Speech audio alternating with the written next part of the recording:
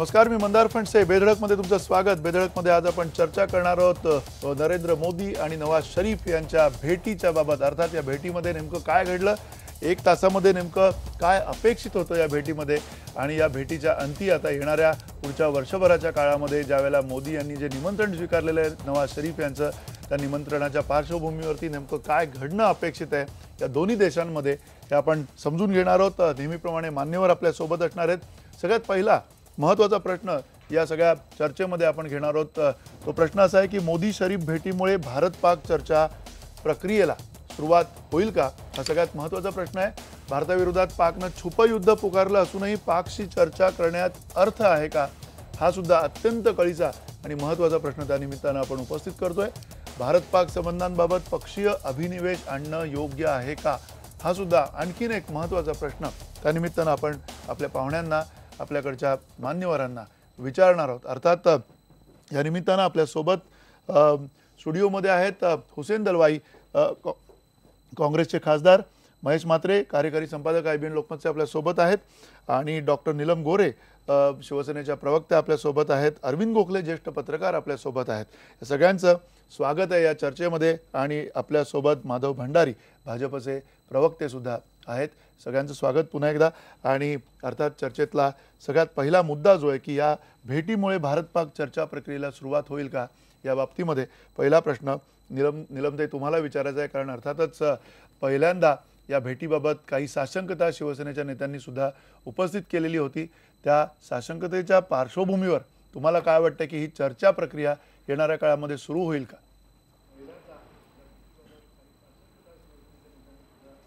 आवाज येत नाहीये. नीलमताईंना आवाज येत नाहीये. पुन्हा त्यांच्याकडे आपण जाऊया. हा प्रश्न हुसेन दलवाई तुम्हाला विचारायचा आहे, कारण तुमच्या सुद्धा नेत्यांनी, आता प्रवक्त्यांनी दिल्लीमध्ये ज्या प्रतिक्रिया दिल्या त्या प्रतिक्रियांमधली सगळ्यात महत्त्वाची प्रतिक्रिया आहे की बोलणी, चर्चा आणि जे काही दहशतवादी कारवाया आहेत त्या एका सोबत जाऊ शकत नाही. त्यामुळे आधी दहशतवादी कारवाया थांबायला हव्यात, असं ज्यावेळेला भाजपचे नेते एके काळी म्हणत होते, आता तेच तुमचे नेते सुद्धा म्हणताना दिसतात. माझ्या मते आजची चर्चा ही महत्त्वपूर्ण चर्चा आहे. आणि मी एका चॅनलवर बोलताना हे म्हणालोही की जेव्हा दोन प्रधानमंत्री भेटतात तेव्हा त्याच्या आधी बरीच तयार केलेली असणार, आणि याच्यातून फार मोठ्या अपेक्षा करणं चुकीचं होईल. परंतु अगदीच काही निघणार नाही असं नाही. खरं म्हणजे काँग्रेस पक्षाची ही भूमिकाच राहिलेली आहे की त्यांच्याबरोबर सातत्यानं चर्चा झाली पाहिजे. विशेषतः मणिशंकर अय्यर ही भूमिका सातत्याने मांडत असतात की निरंतर चर्चा ही अतिशय आवश्यक आहे. त्यांनी तर हेही सुचवलेलं आहे की बॉर्डरवर टेबल ठेवा, अर्ध टेबल इकडे, अर्ध टेबल तिकडे, आणि काय सगळ्या प्रश्नांच्या संबंधात सातत्याने तिथे चर्चा व्हावी. असं होऊ शकत नाही, परंतु चर्चेचा मेकॅनिझम हा सातत्याने राहिला पाहिजे असं व्यक्तिगत मलाही वाटतं. असं एक गोष्ट लक्षात घ्या, मी 2 वेळा अलीकडे पाकिस्तानात जाऊन आलो आणि तिथल्या जनतेला हिंदुस्थानच्या बरोबर सातत्यानं अशा रीतीचे संबंध ताणलेले असावेत असं वाटत नाही. त्यांना ते चांगले असावेत.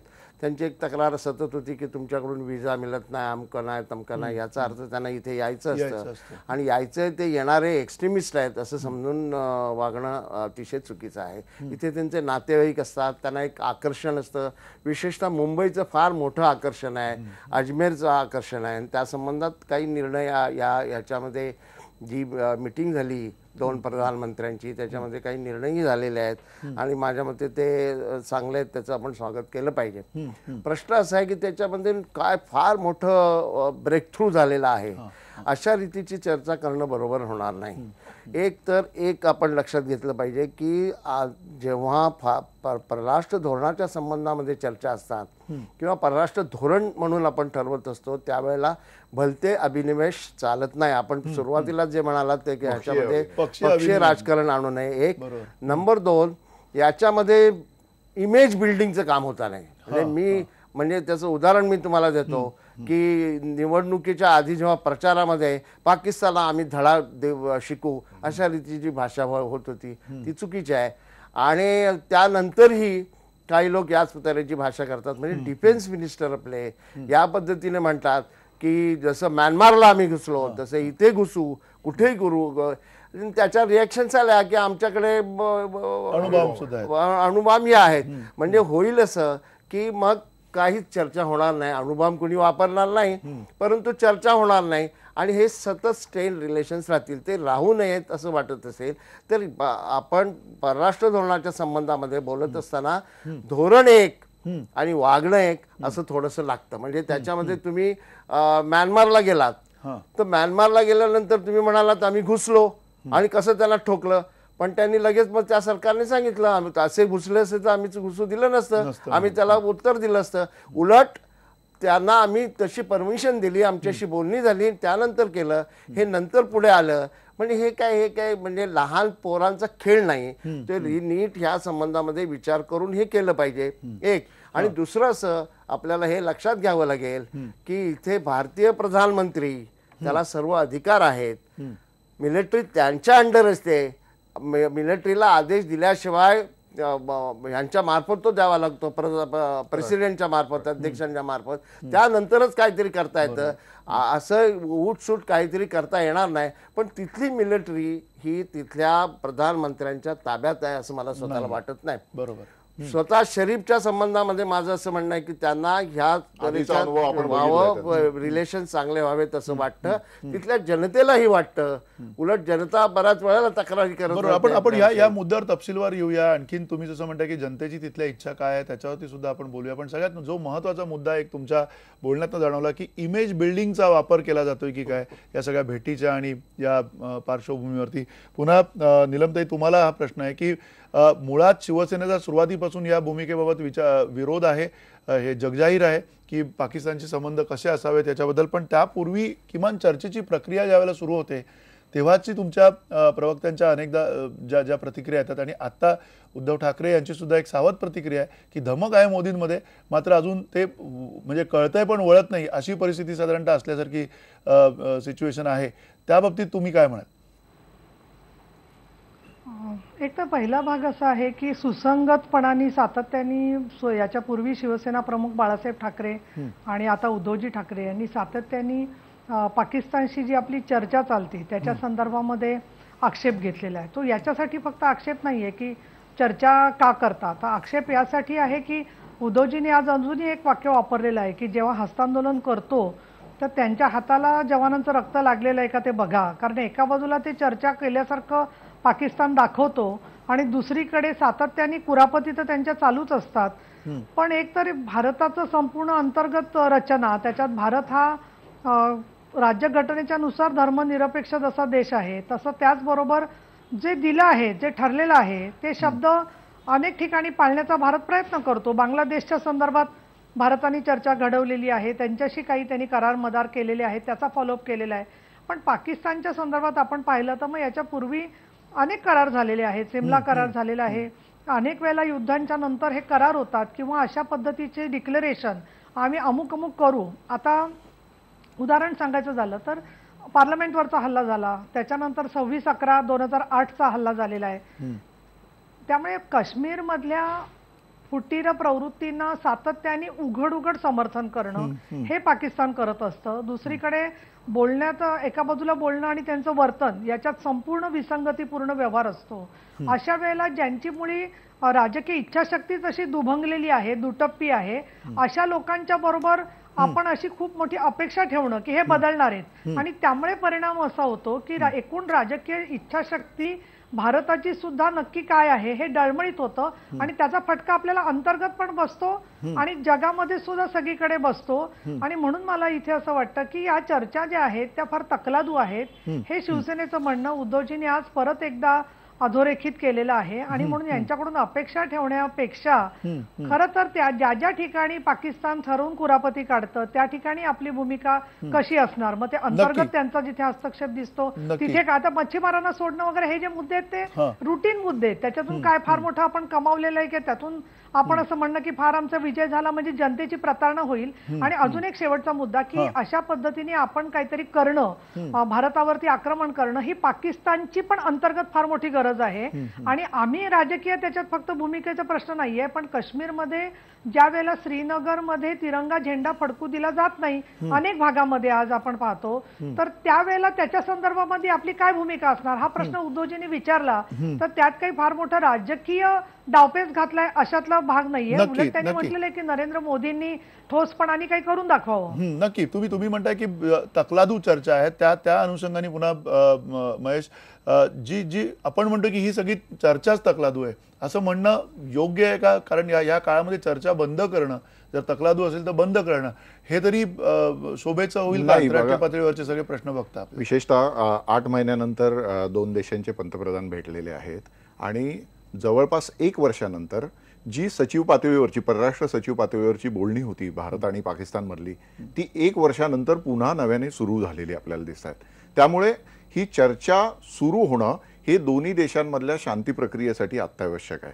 भारत पाकिस्तानचा हा जो प्रश्न आहे हा कालचा नाही आहे, याला आपल्या फाळणीची पार्श्वभूमी आहे आणि एकाच देशाचे 2 तुकडे झालेले आहेत आणि त्यातून धर्माच्या आधारावर पाकिस्तानची निर्मिती झाल्यानंतर त्यात जी कटुता आली ती कटुता मोठ्या प्रमाणात या दोन्ही देशांमध्ये असंतोष असण्याला कारणीभूत आहे.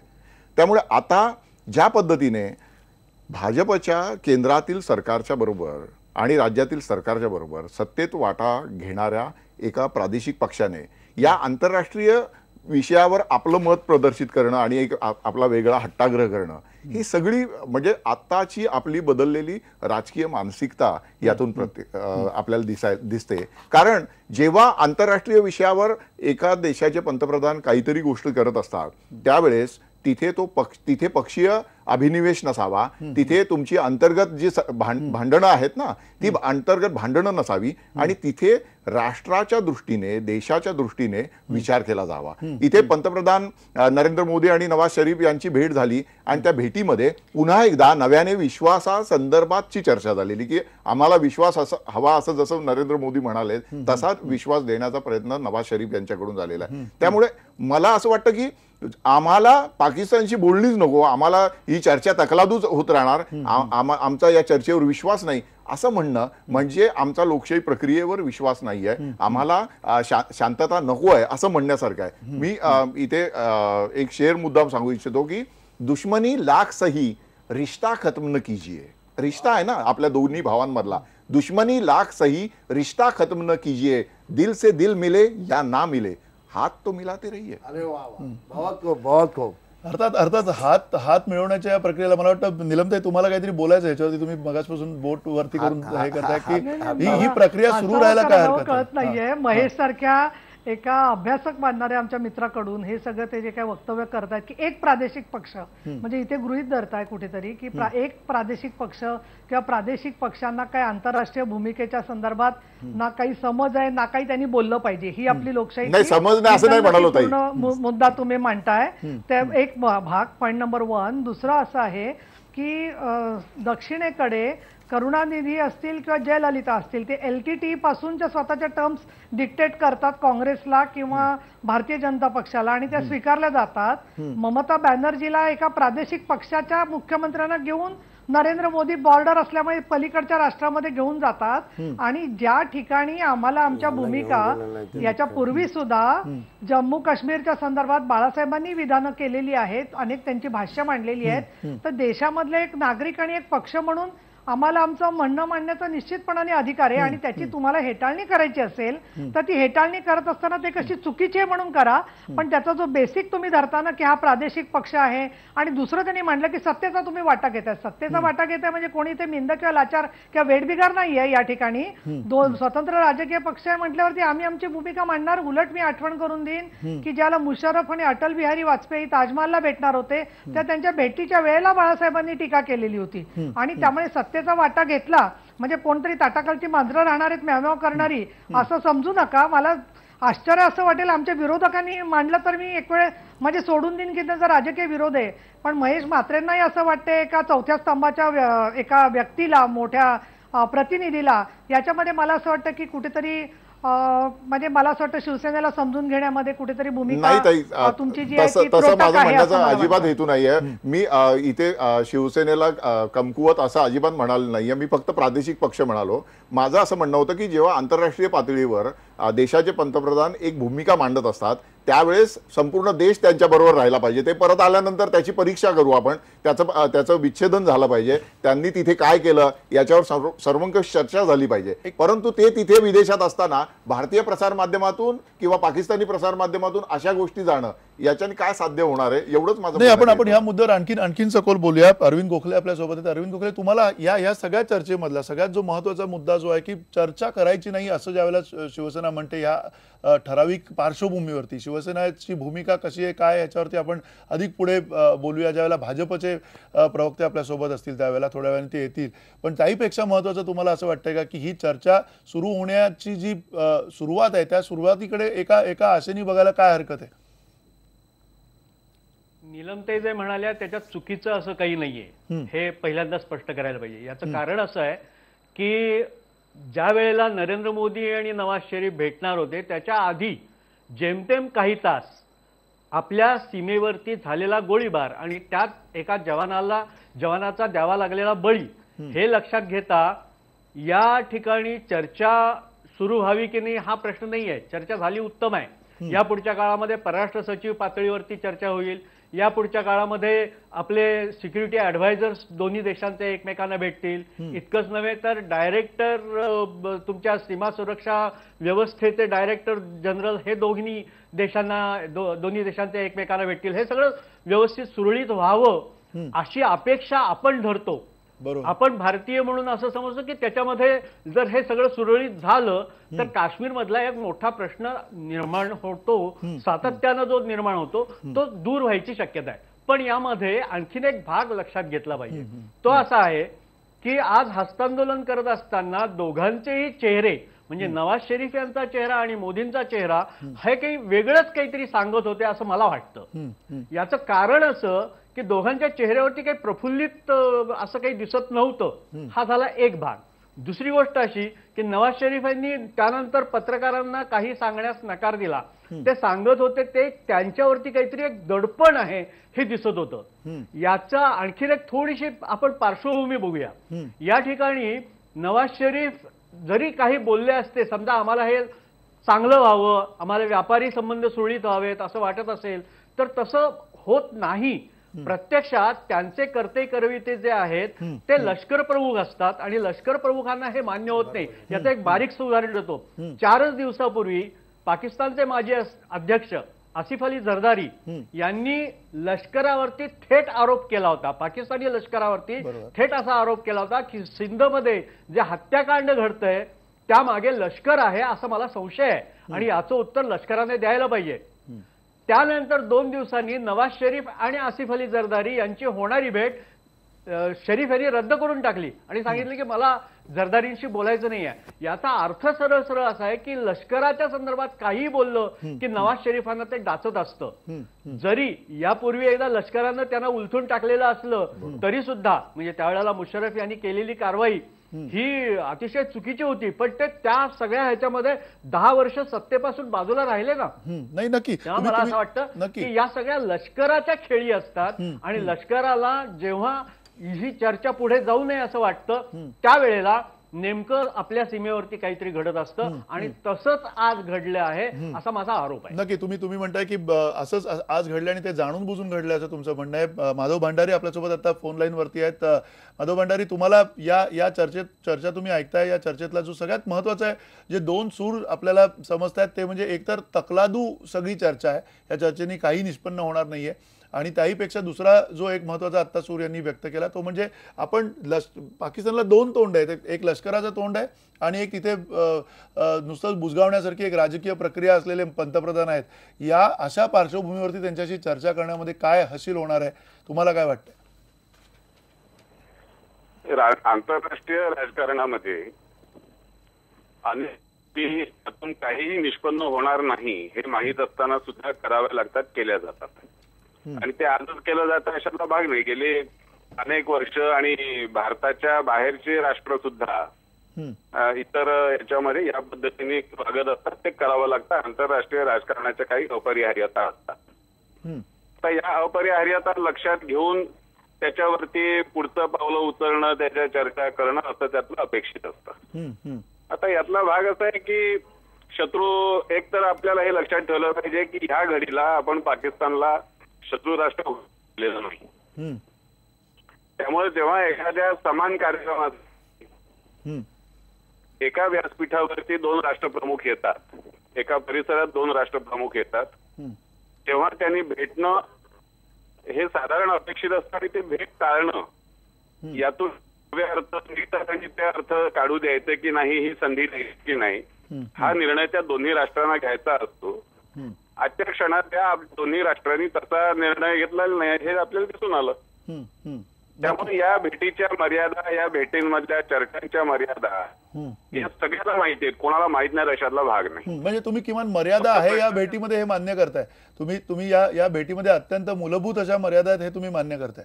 परदेशात असताना हा हॅलो हा पंतप्रधान परदेशात असताना त्यांचं हे सर्व भेटीगाठी चर्चा चालू असताना मित्र पक्ष म्हणून बरोबर राहणाऱ्यांनी अशा तऱ्हेने टीका करणं हा मुद्दा आणखीन वेगळा. पण टीका यात तरी नवीन काय आहे?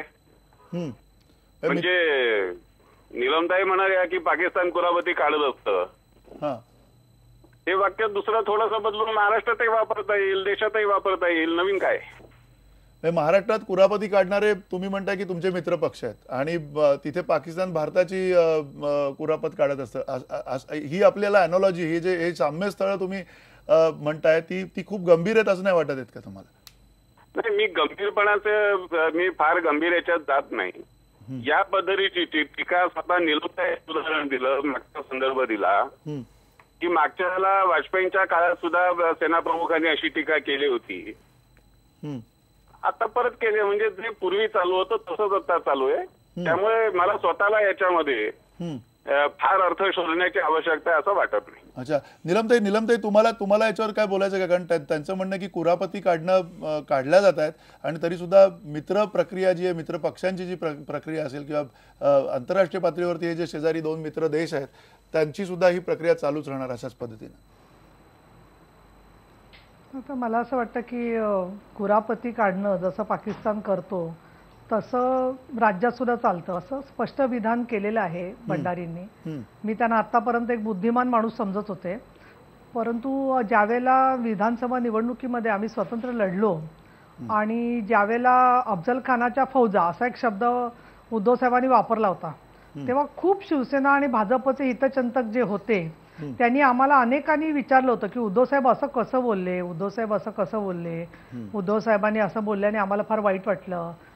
मला असं वाटतं की अशा पद्धतीने काहीतरी शिवसेनेला असं बोलणं म्हणजे मला असं वाटतं की त्यांच्या बौद्धिक दिवाळखोरीचा भाग आहे असं मी मानते. भारतीय जनता पक्षाच्या काही लोकांना असं वाटत असेल ते फार हुशार आहेत म्हणून, पण ही अशी उदाहरणं देऊन ते स्वतःला मूर्ख ठरवतायत असं मला वाटतं. ठीक आहे, मला वाटतं माधव भंडारी तुम्हाला काही बोलायचं का? कारण हा आपण थोडं विषयांतर होतो. त्यांना शक्य असलेले आणि त्यांच्या आवाक्यातले शब्दप्रयोग त्यांनी केले. मला त्या शब्दप्रयोगांबद्दल काय म्हणायचं नाही. राजकीय पक्षाच्या प्रवक्त्यांनी कुठल्या पद्धतीने बोलायचं असतं त्याच्याबद्दलचं त्यांचं प्रदर्शन त्यांनी केलंय, चांगलं प्रदर्शन आहे. मी कशाला त्याच्याबद्दल बोलू? आपण पुन्हा शिवसेना भाजपच्या चर्चेच्या बरोबरीनं खरं तर आणखीन ही चर्चा पाकिस्तान आणि भारत या संबंधांवरती घेऊन जाऊयात आणि एका छोट्याशा ब्रेक नंतर या चर्चेमध्ये आणखीन महत्त्वाचे काही मुद्दे आहेत. दाऊदचा मुद्दा असेल किंवा अगदी 26/11च्या खटल्याचा मुद्दा असेल, या मुद्द्यांचं सुद्धा या चर्चेमधनं काही होणार आहे का? काश्मीरचा मुद्दा आवर्जून उपस्थित केलाय नवाज शरीफ यांनी आणि त्या मुद्द्याच्या संदर्भात सुद्धा नेमके काय येणाऱ्या काळामध्ये अपेक्षित आहे आपल्या सगळ्यांसाठी ते सुद्धा या ब्रेक नंतर आपण बोलूया.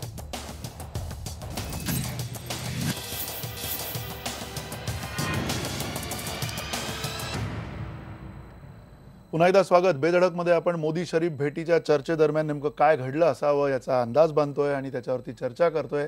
अर्थातच 1 तासाची ही बंद कमऱ्यातली जी काही बैठक आहे, या बैठकीमधनं अनेक गोष्टी समोर येतील येणाऱ्या काळामध्ये आणि काही अपेक्षा आहेत.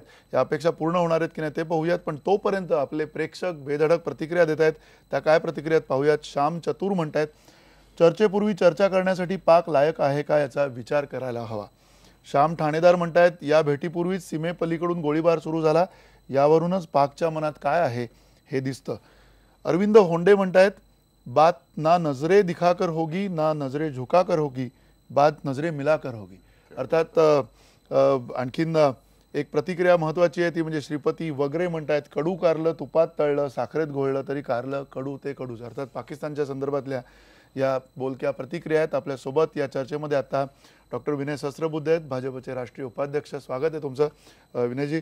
आणि पुन्हा अरविंद गोखले, तुम्हाला हा प्रश्न विचारायचा आहे की या चर्चेच्या अवतीभोवती जे काही आपण आता बोलतोय, सगळ्यात महत्त्वाचा जो मुद्दा येऊन ठेपतो, जो मगाशी कदाचित त्या मुद्द्यावरती नीलम गोरे यांना सुद्धा काही म्हणायचं असेल, 26/11चा जो मुद्दा आहे, या 26/11च्या मुद्द्यावरती असो किंवा दाऊद सारखे जे प्रश्न आहेत, हे अशा पद्धतीच्या ज्या वेळेला चर्चा होतात त्याच्यामध्ये अपेक्षित आहेत की या नंतरच्या सचिव पातळीवरच्या बैठका होतात त्याच्यामध्ये अपेक्षित आहेत? नाही, आजच्या चर्चेमध्ये जो महत्वाचा मुद्दा निघालेला होता तो झकीउर रहमान लखवी संबंधात होता. तो जो व्हॉइस रेकॉर्डर म्हणजे ज्याच्या आवाजाचे नमुने आपण पाकिस्तानला द्यायचे असं निश्चित झालं. आपण आधी यापूर्वी ते नमुने दिलेले आहेत, परंतु पाकिस्तानचं म्हणणं असं आहे की आम्हाला हे मिळालेले नाहीत किंवा जे आहेत ते अपुरे आहेत. आणि या प्रश्नावरती चीननं संयुक्त राष्ट्रसंघाच्या सुरक्षा समितीमध्ये आत्ता अगदी अलीकडे नकाराधिकार वापरला आणि पाकिस्तानची पाठराखण केली. त्या संदर्भात तुम्हाला आणखीन पुरावे पाहिजेत का? आम्ही पुरावे द्यायला तयार आहोत. हे पहिल्यांदा सांगितलं गेलेलं आहे आणि ते एक महत्वाचं पाऊल आहे असं मी मानतो. लखवीच्या संदर्भामध्येच म्हणजेच मुंबईच्या हल्ल्याच्या संदर्भामध्ये जे जे काही आहे ते पुढे आणण्याची आमची तयारी आहे, कारण आपल्या हातात ते पुरावे आहेत, आता सुद्धा पुरावे आहेत आणि तुम्हाला पुरावे पाहिजे तर आम्ही द्यायला तयार आहोत. पहिल्यांदा अशा तऱ्हेचा ब्रेक थ्रू निघाला आणि अशा तऱ्हेची चर्चा म्हणजे कुठेतरी एका मुद्द्यावरती कॉन्क्रीटरित्या पुढे आली. हे अतिशय चांगलं पाऊल आहे असं मला वाटतं. म्हणजे निदान त्यातून काहीतरी निष्पन्न होईल. परंतु परराष्ट्र सचिव पातळीवरती जेव्हा चर्चा होईल तेव्हा हा मुद्दा पुढे रेटता आला पाहिजे. पुन्हा हा मुद्दा नुसता परराष्ट्र सचिव पातळीवरचा नाहीये, तर नरेंद्र मोदी आणि नवाज शरीफ यांना यापुढच्या काळामध्ये ज्या ज्या वेळेला त्यांच्या भेटीगाठी होतील त्या वेळेला याचं पुढे काय झालं, प्रगती कुठपर्यंत आली, हेही तपासून पाहावं लागेल आणि हे सांगावं लागेल.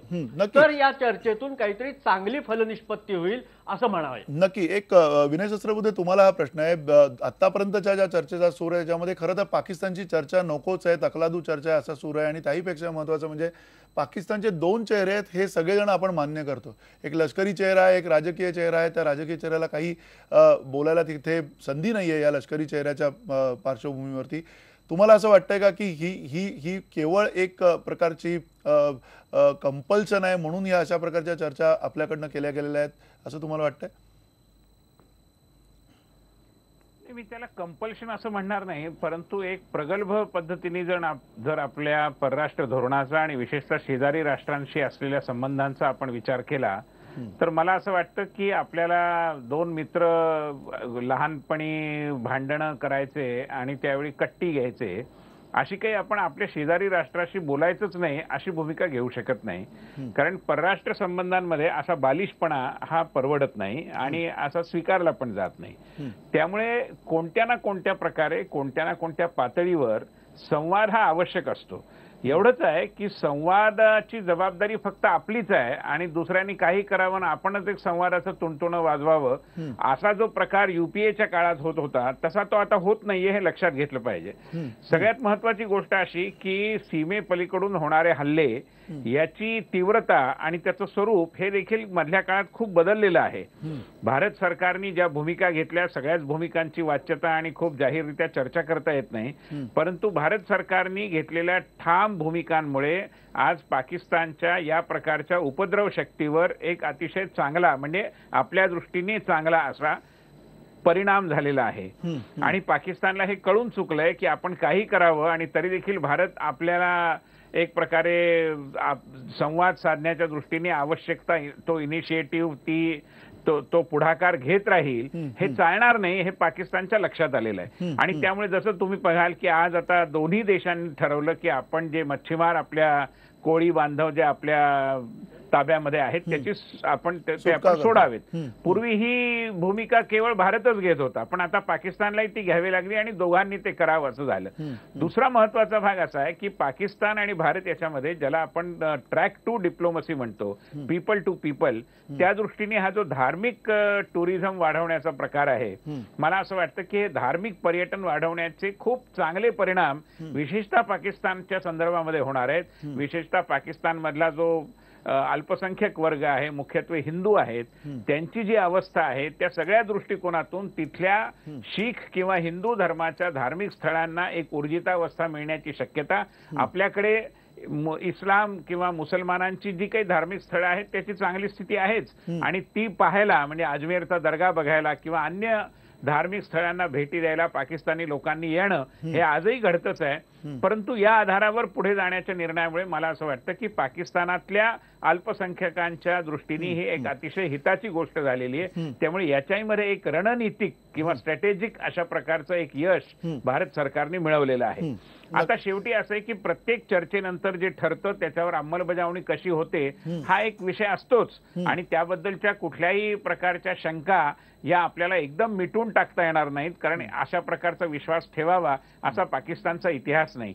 पण पाकिस्तानला हे कळलं पाहिजे की उदाहरणार्थ चीनच्या बरोबर त्यांनी खूप दोस्तीचा हात घट्ट केलेला आहे आणि चीननी त्यांना मदत केली, तर भारत बघ्याची भूमिका घेत नाहीये. भारताने चीनला देखील जे खडसावून सांगायला हवं ते सांगितलेलं आहे, आणि त्यामुळे पाकिस्तानला आता सगळ्यात महत्वाचा मेसेज जर कुठला मिळाला असेल गेल्या वर्ष सव्वा वर्षात तो हा की तुम्ही काही जर आगळीक केलीत तर त्याची किंमत तुम्हाला द्यावी लागेल, तुम्ही आगळीक करावी आणि आम्ही मात्र दोस्तीची जपमाळ ओढावी हे चालणार नाही. ही अतिशय कणखर भूमिका आहे, पण त्याचबरोबर दोस्ती करता आपली दारं बंद ठेवावीत अशा प्रकारचा हटवादीपणा देखील भारत सरकार घेत नाहीये. मला असं वाटतं की हे या ठिकाणी लक्षात घेतलं नक्की. तुम्ही म्हणताय की ज्या ज्या पद्धतीने तुम्ही हे सगळं सांगितलंय त्याच्यामध्ये मला हुसेन दलवाई तुम्हाला विचारायचं की भाजपचा आत्ताचा जो हा पवित्रा आहे ज्याच्यामध्ये ते म्हणतात की आमच्या संवादाची प्रक्रिया वेगळी आहे, काँग्रेसची सुद्धा संवादाची प्रक्रिया वेगळी होती आणि ती वेगळी कशी आहे हे या आतापर्यंत निवडणुकीच्या आधी भाजपनं सगळ्यांना सांगितलेलं आहे.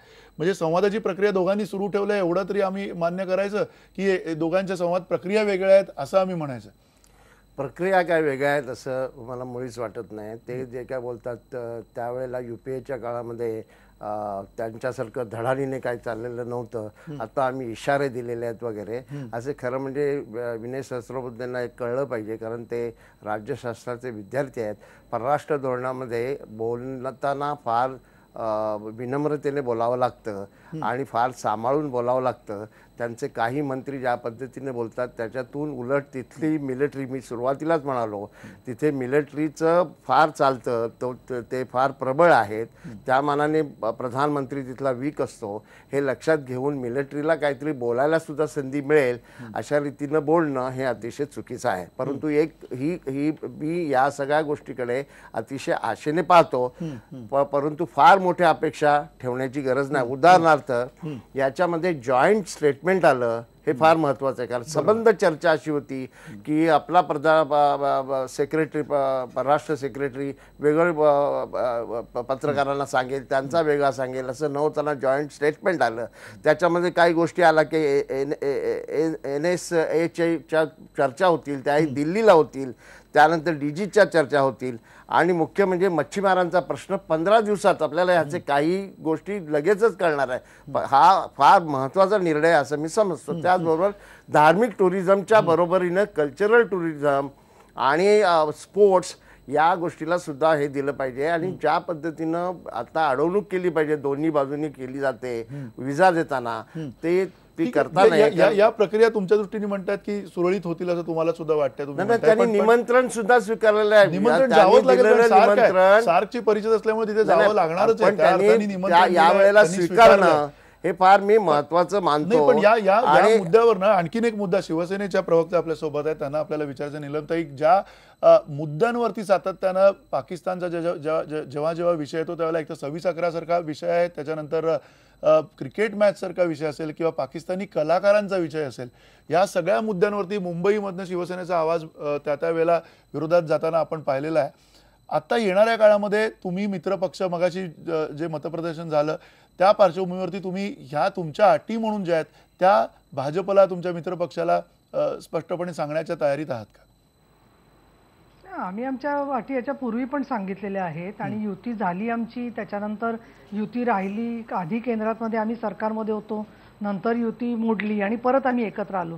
त्यातल्या काय अटींच्या जसं जागांची वाटाघाटी असतात तशा पद्धतीच्या या विषयावरच्या काय भूमिका असू शकत नाहीत, त्या ठाम असतात आणि त्या दोघांनी एकमेकाच्या ऍक्सेप्ट केलेल्या असतात की यांची ती भूमिका असणार आहे. उलट आमचं तर असं म्हणणं आहे की शिवसेना अशी ठाम भूमिका घेते, त्याच्यामुळे उद्याच्या काळामध्ये म्हणजे भारतीय जनता पक्षाने मान्य करायचं की नाही त्यांचा प्रश्न आहे, परंतु सातत्याने लोकांच्या मधली जी एक अपेक्षा असते की कुठेतरी त्यांचा दुटप्पीपणा पाकिस्तानचा किंवा अंमलबजावणी नाही, डॉक्टर सहस्त्रबुद्धे शब्दात ते म्हणत होते.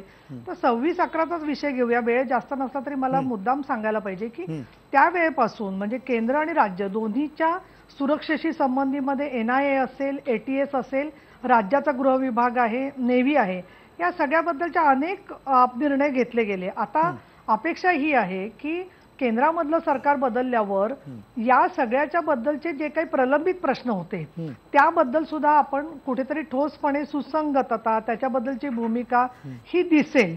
आता त्याच्यात किती आपण पुढे गेलोय की नाही त्याची वेगळी चर्चा होऊ शकेल. दुसरा मला संदर्भ इथे सांगायला पाहिजे तो म्हणजे संपूर्ण अमेरिकेचं भारत पाकिस्तान संबंधांच्या संदर्भातलं भाष्य आणि त्यांची भूमिका आणि ज्या प्रकारची आज दोस्ती भारताची अमेरिकेच्या बरोबर आहे आणि बराक ओबामांनी इथल्या भेटीनंतर जाताना शेवटच्या क्षणी जे परत पाकिस्तानच्या संदर्भामधलं भाष्य केलं त्याचा सुद्धा हे अप्रत्यक्ष दबाव येतो का काय हा फक्त माझा प्रश्न नाहीये शिवसेना म्हणून, तर अनेक छोटे छोटे देश जे जगातले असतात आणि मोठे देश हे सगळं बघत असतात आणि त्यामुळे दोन भारत आणि पाकिस्तान मधली सार्क मधली मीटिंग काय होते याच्या दोन देशांपुरतं ते मर्यादित नसतं, तर बिग ब्रदर इज वॉचिंग. सातत्याने अमेरिकेचा वेगवेगळ्या प्रकारे हस्तक्षेप असतो आणि अर्थातच तिसरा जो मुद्दा येतो तो चीन रशियाचे संबंध आणि भारत आर्थिक दृष्ट्या स्वतःला रेटण्यासाठी उद्योगामध्ये जे काम करतोय त्या पार्श्वभूमीवर आपली कितीतरी शक्ती सातत्याने काश्मीरच्या संदर्भात वाया जाते. आणि इथे मला असं वाटतं बाकी सुद्धा सदस्यांनी जे आंतरराष्ट्रीय परिषदा पाहिल्या असतील तर तुम्ही बघतो आम्ही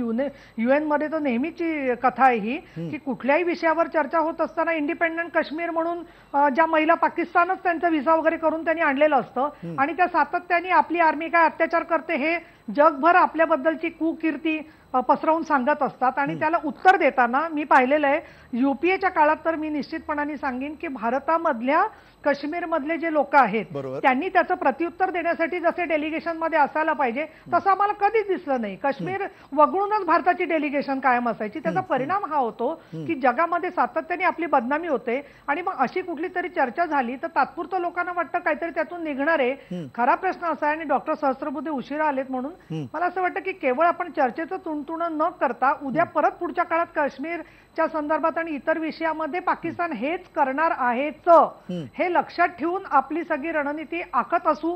आम्हाला काही त्यांची रणनीती संपूर्णपणाने जाहीर करायची नाही त्यांना हे तर ठीक आहे, पण त्याच्याबद्दल कुठे कुठे फार मोठ्या प्रमाणात काही एक ज्याला आपण म्हणू किमान असं आपलं काय धोरण आहे हेही काही सुस्पष्ट नाही. आणि आपण धार्मिक यात्रांचं म्हणतोय अगदी पाकिस्तानमध्ये सगळे म्हणतात नरसिंहाचं देऊळ तिकडे आहे, अनेक त्यांचे भक्त सांगतात, खूप लोक वर्षानुवर्ष वाट बघतायत.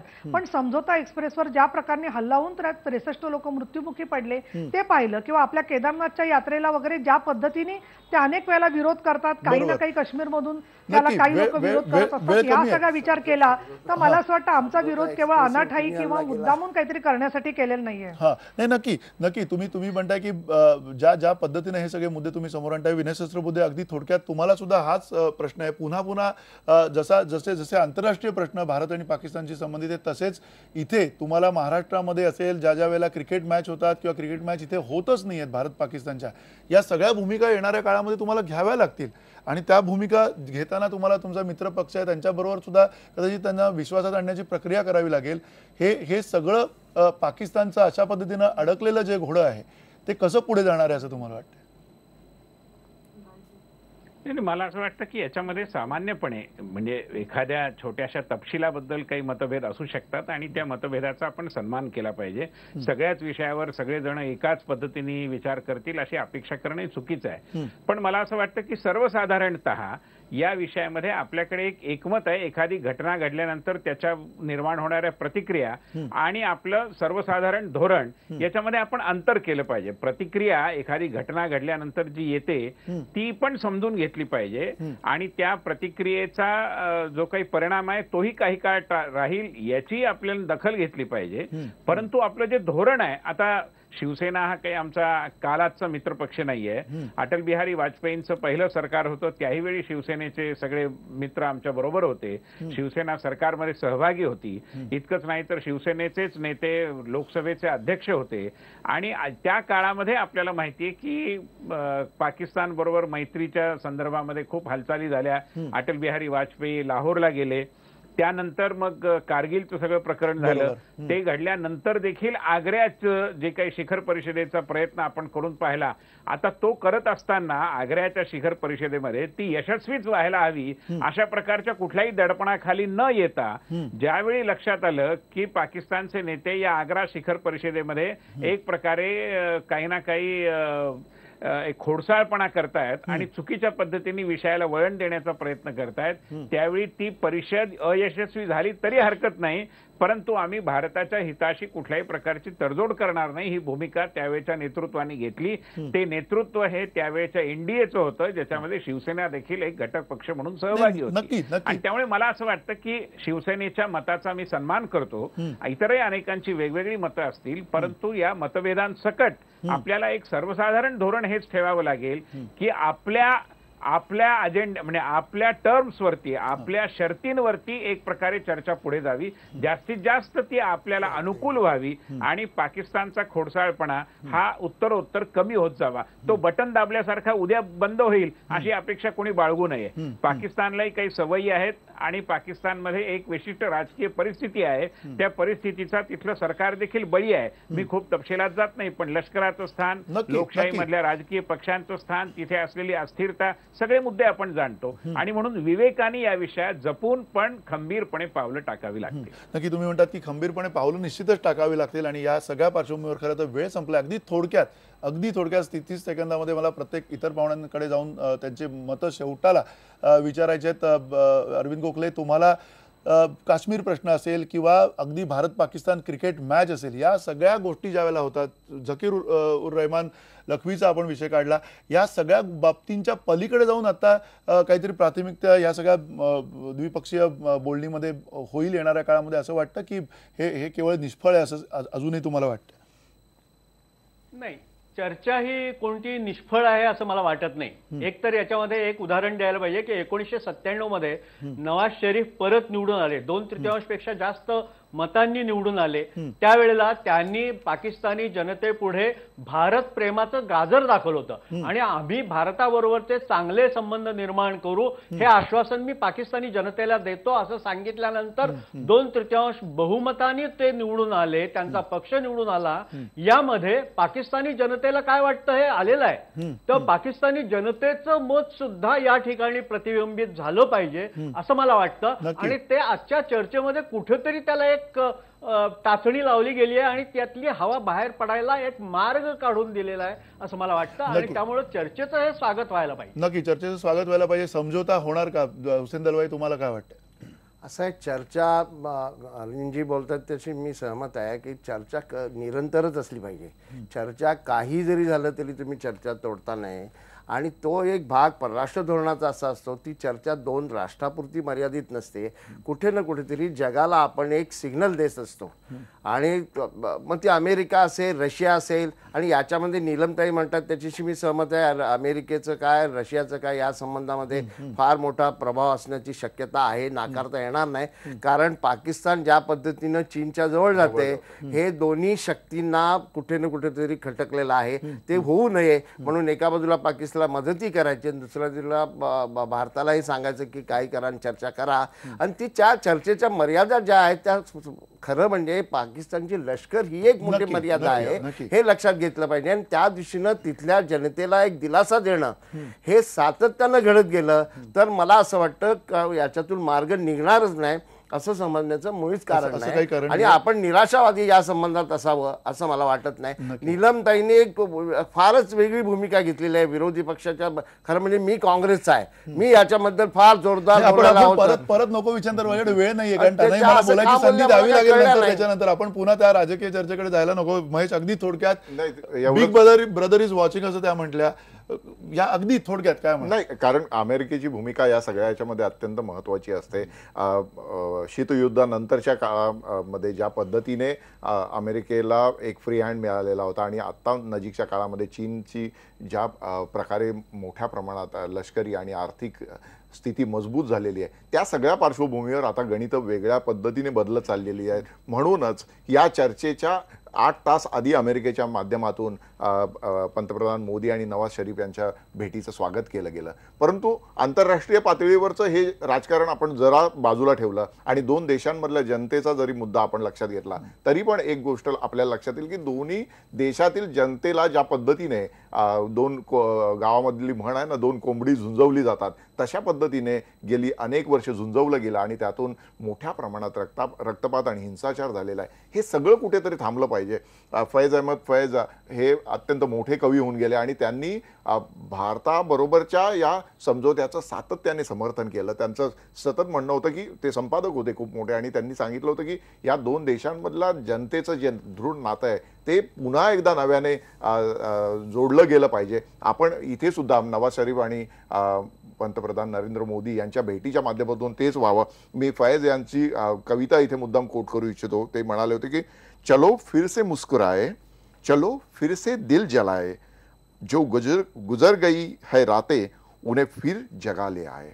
वा वा वा. तर आता या ज्या सगळ्या गोष्टी आपल्या आधीच्या राहिलेल्या आहेत त्या नव्याने आपल्याला दोन्ही देशांच्या समोर आणायच्यात आणि एक नवं पर्व नरेंद्र मोदी यांच्या माध्यमातून सुरू जर झालं तर एक नवा इतिहास भारतामध्ये लिहिला जाईल. अर्थातच एक नवा इतिहास होतोय किंवा नाही हे पाहावं लागेल. आणि 2016ला ज्यावेळेला नरेंद्र मोदी पाकिस्तानात जातील तोपर्यंत काय घडतंय त्याच्या आधी आणि त्या वेळेला आपल्याला बघायला मिळणार आहे. अर्थात सध्या वेळ संपलेली आहे आणि त्यामुळे या चर्चेमध्ये इथेच थांबतो. सगळ्या मान्यवरांचे आभार, धन्यवाद, नमस्कार.